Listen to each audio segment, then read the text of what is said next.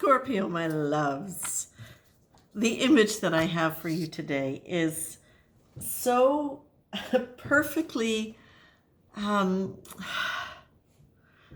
not comical, but humorous.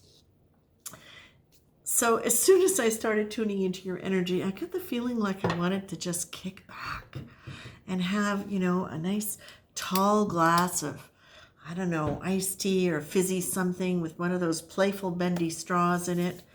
And as I just let myself go with that, I saw you sitting back in like a beach chair or a deck chair with your feet elevated and your angel friend right over here. And as I look down, it's like, okay, you're positioned in a cloud and you're looking down, but you're still alive.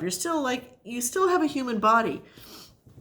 But you're up here in this other dimension with your angel pal right next to you. And it's like the two of you are sitting there going, can you believe I went through that? Because she's, oh man, I really wonder what her karma is going to be. And it's like you're reviewing past situations in your life. But the thing with when you say, I wonder what her karma is going to be, it's not like, well, I wonder what her karma is going to be. It's literally as though you are so far from the struggle of it that now you can really look at it, and you are obviously looking at it within a context of a higher consciousness. And what I'm feeling with this really is that there is a part of you, oh, right, okay. So for the week of July 21st, or when you hear this and it resonates, because not everybody's going to relate, or not everybody's on exactly the same timeline. But what I feel for you, Scorpio, is that many of you have gone through major struggles in terms of liberating yourself from old energy that was unkind and unfair and not really supportive of the deeper you. And that in some cases what happened was you were killed by kindness. Okay, by your own kindness. You were kind to people who didn't deserve it because it was your general nature to do that. It was a way of you really wanting to support the kind of life and the kind of energy you wanted to experience, which was kindness, cooperation, generosity, and because you believe in those things. But in fact, part of what the learning was, as you're sitting back and you're going kind of like, can you believe, like, check that out. Oh, hi, Lulu. Was that what you didn't understand was the nature, the nature of kindness within a context of self-care. And that was that sometimes, I tell you what, this just goes along with the quality of the energy I was feeling with the reading, which is that there's such a lightheartedness to it and a humorous nature to it that I wonder if I should redo it, but I'm not going to. The whole thing for me with this really is that as I'm listening, they're getting a little serious now, but it's serious in a way because they would like you to really understand that they're respecting the fact that you have been able to go through this experience. Because what they're saying was, there was not, well, this is interesting, that many of you didn't have a foundation of understanding what real kindness was. And that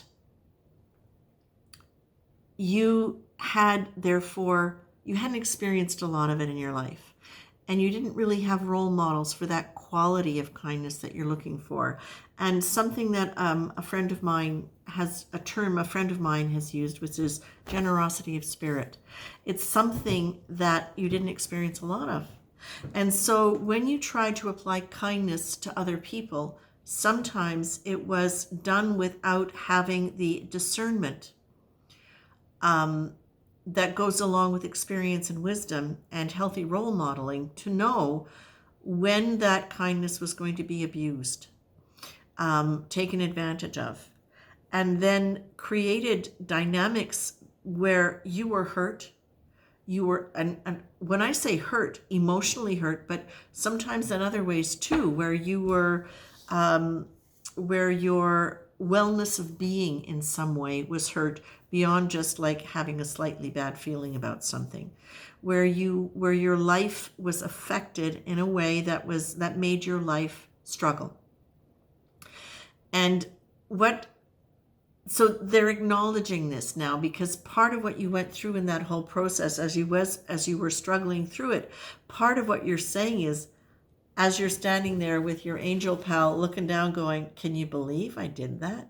Can you believe what I went through, kind of a thing? But it's with the understanding of what I put myself through. Not that you did it all to yourself, but it's you taking accountability for the fact that who you were at the time couldn't have done it any differently. And it was done with good intention. Okay? So now what they're showing is that you have really evolved into that quality of wisdom that allows you to be discerning about the nature of kindness, what it means to be kind, where kindness is relevant, and not that it's not appropriate to always be kind, but kind doesn't always mean giving over, giving up, doing what somebody wants. You can say no and you can set a boundary, and that can also be done in a kind way. So now that's the kind of nuanced thing that you're learning, and that is so powerful for you, Scorpio.